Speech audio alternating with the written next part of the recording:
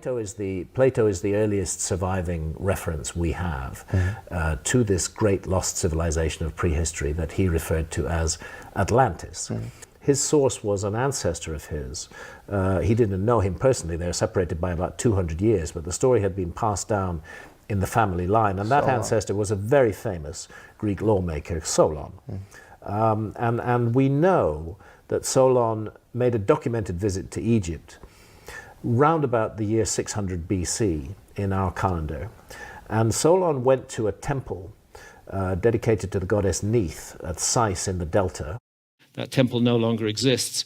And there he encountered priests and asked them to explain to him the writings on the walls. And the priests told him of a great civilization that had been destroyed in an enormous flood and that had left some survivors who had come to Egypt. And Solon asked the priests, when did this flood happen? When was Atlantis buried? And by the way, in the dialogues, Plato makes it clear that he's Grecianizing ancient Egyptian words. Atlantis is not an ancient Egyptian word. Solon refers to it as Atlantis. Atlantis is not an ancient Egyptian word. It looks like some attempt to translate into a meaningful Greek phrase what was originally an ancient Egyptian phrase. And that ancient Egyptian phrase, I can tell you pretty much for sure, was the homeland of the primeval ones. Let's cut to the chase here. 12,800, between 12,900 and 12,800 years ago, a very dramatic climate episode occurred, and that's called the Younger Dryas. The world had been gradually warming up before that, and then suddenly it went very, very cold. There is evidence of a 6-meter sea level rise at exactly that time, which is very hard to explain. But it looks like the suggestion is that that was due to impacts on the ice cap, on the North American ice cap, and perhaps on the European ice cap. The evidence for the Younger Dryas impact is found in what are called impact proxies, and that's iridium, nanodiamonds, platinum, melt glass like trinitite, found in sites across a vast area of the Earth's surface. So the Younger Dryas impact hypothesis, since 2007, it's been a compelling and thoroughly documented case. It's been put together by more than 60 eminent scientists. Of course, some scientists oppose them as well. It was hit 12,800 years ago by multiple fragments of a disintegrating comet. Bill Napier is a member of the Comet Research Group. He's the person who's connected it to the Taurid meteor stream.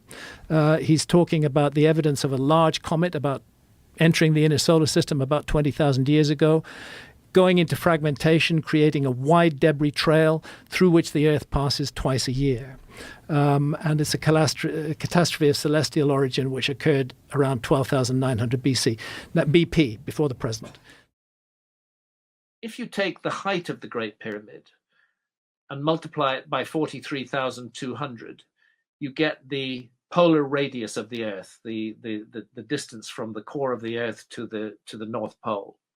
And if you measure the base perimeter of the Great Pyramid and multiply that by 43,200, you get the equatorial circumference of the Earth. Egyptologists recognize this parallelism between the dimensions of the Earth and the Great Pyramid, but they insist that it's a coincidence.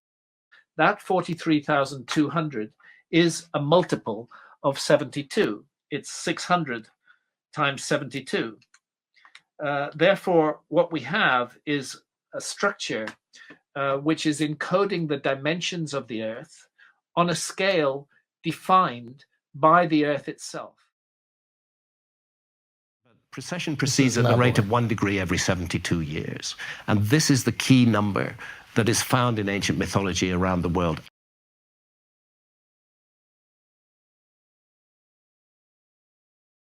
And variations of that number. So 72 plus 36 is 108. 108 is another precessional number. Divided by 2 is 54. That's another precessional number. Another example I often give is the Great Pyramid itself. When you use the true original height of the Great Pyramid and multiply it by 43,200, you get the polar radius of the Earth. And when you measure the base perimeter of the Great Pyramid and multiply it by 43,200, you get the equatorial circumference of the Earth. Now, why does 43,200 matter? It's 600 times 72. It's another precessional number. It's a number generated by the precessional motion of the Earth itself. And there we enter a very clever piece of work. Great Pyramid is almost perfectly aligned to true north. It's within 3/60ths of a single degree of true north. It's an error, but it's really good. When you look at a monument on that scale, 6 million tons, 481 feet tall, you know, and you get it within 3/60ths of a degree of true north, you are doing very accurate work. And there might have been a slight shift in the tectonic plates underneath. I'm not sure, but the fact is it's 3/60ths off now. Okay. What it does tell us, apart from the level of accuracy, is that when they made that monument, they wanted to lock it in to the key cardinal directions. It's perfectly true north, perfectly true south, perfectly true east, perfectly true west, within 3/60ths of a single degree. The cardinal directions of this planet mattered to them. Secondly, it's located on latitude 30 degrees north, give or take a few seconds of arc. And latitude 30 degrees north is 1/3 of the way between the equator and the North Pole. This is called the trilithon. Each of these 3 blocks weighs 900 tons. And it's extraordinary the way they're built into a wall and raised 30 feet above the ground like this, a wall the provenance for which has not been established. So nearby is the quarry. And the quarry contains a number of very large blocks that were never transported from the quarry site. Now, the one I'm standing on weighs 1,000 tons. And the one here that I'm standing on here, which is only recently excavated, turns out to weigh 1,400 tons. What archaeologists say, of course the Romans did everything. They found they could move 900-ton blocks, but 1,000 tons was too much for them. So they couldn't move them. So they just left them in the quarry. So the Greeks believed in reincarnation, and their view was that we drink of the waters of forgetfulness before we come back into this life, and that's part of the deal, that we should forget the past life. And Buddhism, the only individuals who come back with full memory are the bodhisattvas. They are those who have been through life's multiple incarnations. They've learned all the lessons that life has to teach us. They've achieved nirvana, but they choose not to do that. They choose to come back to the earth plane to teach others, to be guides to others, and they remember all their past lives. The Great Pyramid was sealed. It was a sealed monument. So in roughly 900 AD, forgive me if I don't give you the exact date, give or take 50 years, the Caliph al-Mamun, who was running Egypt at the time, wanted to get inside the Great Pyramid. This is 400 years before the earthquake. The facing stones are still in place. He could not find the true entrance to the Great Pyramid. It turned out that it could have been found. According to accounts, there was some sort of almost like a button that you pressed, and the doorway would slide, the facing stones would slide away, and you could find the true entrance. But he couldn't find that. But he did know that other pyramids had their entrance in the north face, other older pyramids, like the Pyramid of Unas. He knew they had their entrance in the north face. So he started hacking away at the north face of the Great Pyramid. And that is the entrance through which you will have gone when you entered the Great Pyramid. It's called Mamun's Hole. He and his team hacked it out with sledgehammers and chisels, and they broke their way in to the north face. And then as they were doing so, they heard a block falling in a hollow space. And then they knew they were onto something. That block that fell, caused by the vibrations that they had caused, must have been in some kind of passageway or chamber. So they headed towards that sound, and that's where they found the original passageway system of the Great Pyramid, which after you've gone through Mamun's Hole, gone round a little corner where it's all cut out of the rock, and then you find yourself going up into first of all, the ascending corridor, and then the Grand Gallery, which is a most majestic structure. They found the original entrance system in that way, and now the true original entrance is open, but it's not used by tourists who enter the Great Pyramid. The comet hits the ice Yeah. that is in North America. And Europe. And Europe. That water cuts the Gulf Stream because it releases all this, which was frozen water. Temperature plummets. Temperature plummets. But at the same time, there's much more potential water in the oceans. 12,800 years ago, in the 1,000 or 1,200 years after that, that's a window when all the great Ice Age megafauna go extinct. Megafauna are saber-toothed tigers, woolly mammoths, mastodons, giant sloths.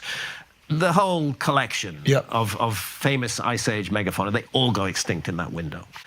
So we have this window of about 1,200 years where the Earth is very cold, the megafauna go extinct. But then 11,600 years ago, just as fast and dramatically as the Earth went cold, the Earth goes warm.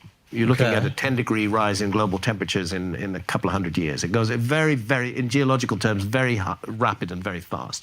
And sea level rises very quickly. And what is the cause of that? 11,600 years ago, it's called meltwater pulse 1b. There's another collapse of the ice sheets and huge amounts of water go into the world ocean. Now that could realistically be caused by a sudden burst of solar activity, which melted down those ice sheets. But that's not what I go with. I still prefer the notion that we're dealing with multiple bombardments from comet fragments. And in this case, you're looking at a comet fragment that goes into a world ocean, that sends up a huge amount of water vapor into the upper atmosphere, creates a greenhouse effect, and accounts for the warming that takes place at that time. So 2 comets. One that cooled things down and one that heated things up? Yeah.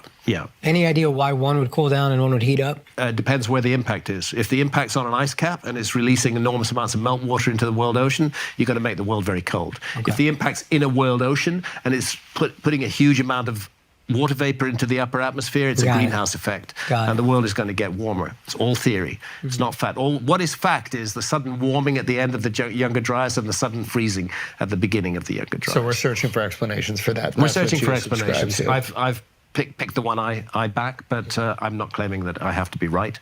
It's what I do think is really important is recognizing this was a global cataclysm.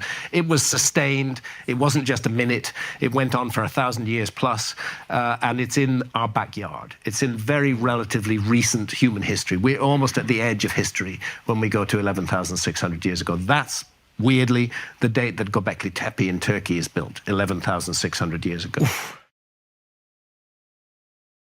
A major scientific dogma of today, which is scientific materialism.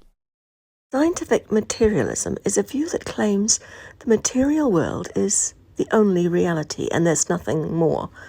There's nothing supernatural that exists, and science cannot study it if it doesn't exist, until, of course, it does exist, like quantum mechanics. The phrase is attributed to George Santayana, who is best remembered for his aphorisms such as those who cannot remember the past are condemned to repeat it. And that's kind of ironic, isn't it? And that same dogma is at work in attempting to reduce the human past to material processes again, without really considering all the other aspects of being a human being. So the kind of evidence that archaeologists admit into an inquiry tends to boil down to material artifacts and the interpretations that can be put on them, and most other issues like the spirituality of those people, or their myths and traditions, are kind of relegated to secondary or zero importance in the archaeological inquiry, and I think that's a mistake. And it's one of those ironies that archaeologists often claim to be champions of indigenous peoples. So while on the one hand those archaeologists are saying that they champion indigenous peoples, on the one hand they utterly reject what those indigenous people experience and believe. My advice to archaeology would be just a little bit more open to the other voices of the past. Of course, the material artifacts, the arrowheads and the bone tools, of course, these are important. They're very important. But keep your ears open for other messages from the past, too. It's not only limited to material artifacts. There's an interesting legend written on that map by the printer, about how this map reveals information that hitherto had been hidden in darkness, and that was unknown to some of the great geographers of the past, but that had hitherto been hidden in darkness. One can put many interpretations on that, but the interpretation I put on that is that the source map had been hidden away for a long time and was rediscovered in 1500s, 1600s, thereabouts, or perhaps earlier. Perhaps one may speculate. The mysteries of our past and a worldwide rejection of the notion that there is no mystery about our past. I think that idea is one that more and more people just will not accept. In the larger mystery of what we are as a species and the origins of human civilization. At the same time, there's a huge trivializing effect at work in the mass media and on social media today as well. So even though my work has attracted a fair amount of hostility from archaeologists, I'm glad that it's encouraging people to think seriously about the past, whether they agree with me or not. Meanwhile, the oldest boat of any kind so far discovered is a dugout canoe, dated to around 10,000 years ago. Despite the absence of submerged shipwrecks from the period, all archaeologists fully accept that seafaring did occur during the Ice Age, and on a surprising scale. It's so absurd now that we live on this planet, that we have this majestic planet at our disposal, we have our consciousness, we have these huge brains, and what are we doing? We're still spreading hatred and fear and suspicion, and we're still murdering each other on mass scale. Yeah. You know, dictators with nukes threatening the world. Again, I mean, this is such a failure of the potential of the human race. We need to graduate beyond that simplistic tribal level. There was a role for tribal society once, but in a globally integrated world, it isn't helpful. This is a sign of a species that has a lot of consciousness evolution still to go through. Yeah. In the case of Göbekli Tepe, I don't study what archaeologists study. Their data is very useful to me, but the inferences I draw from it are completely different from theirs, and I look where they don't. So yes, it was a breakthrough for me when the late Dr. Klaus Schmidt of the German Archaeological Institute carbon dated Göbekli Tepe's enclosure D to 11,600 years ago. It's why I immediately knew I had to learn more about this enigmatic place. But once I'd begun to immerse myself in its mysteries, it wasn't the archaeological findings that convinced me of a connection with my proposed lost civilization of the Ice Age. Although entirely ignored by archaeologists, the astronomical symbolism and alignments of the megaliths offered far more compelling evidence.